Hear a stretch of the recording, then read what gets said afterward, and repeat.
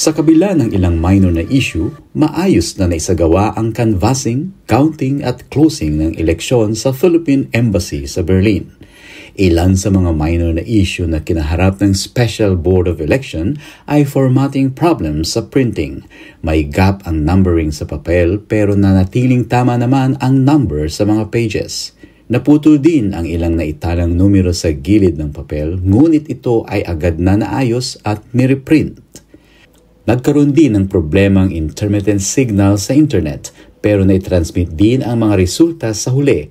Nagkaroon din ng problema sa USB. Ito ay nag-fail dahil data protected at hindi ma-access.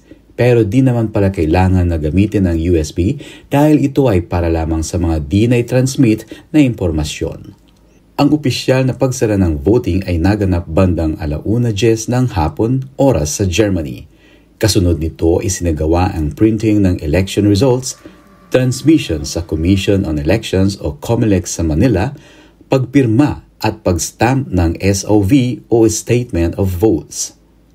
Binasa naman ni SBOC Chairperson Ambassador Irene Susan Natividad ang final results na agad na naisi sa envelope at inilagay sa box kasama ang iba pang kagamitan tulad ng laptop, printer at iba pa. Ang mga ito ay inilagay agad sa kahon para ipadala sa COMELEC, Manila. Natapos ang closing procedure bandang 4:40 ng hapon at ang mga resulta ay ipinascale sa entrance ng Philippine Embassy sa Berlin. Ayon kay Ambassador Natividad, ang kabuuang bilang ng mga registered voters sa Germany ay 8,217.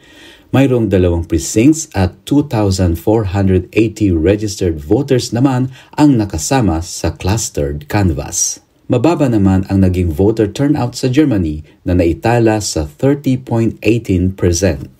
Nanguna sa senatorial race si Bongo na nakakuha ng 1,330 votes, pangalawa si Bato de la Rosa na may 1,190 votes, pangatlo si Bam Aquino na may 1,155 votes, pang-apat si Marcoleta na may 1,083 votes, panglima si Kiko Panglinan na may 1,053 votes, pang-anim si Jimmy Bondoc na may 1,011 votes, pang-pito si Rodriguez Vic na may 977 votes, pang-walo silang Bino Raul na may 876 votes, pang-siyam si Mendoza Heidi na may 861 votes, pang-sampo si Henno JV na may 837 votes, pang-11 si Doc Mata na may 758 votes at pang-12 si Ping Lacson na may 740 votes.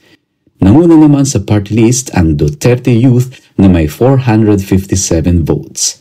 Reporting for Pinoy Portal Europe, Orly de los Santos, Berlin, Germany.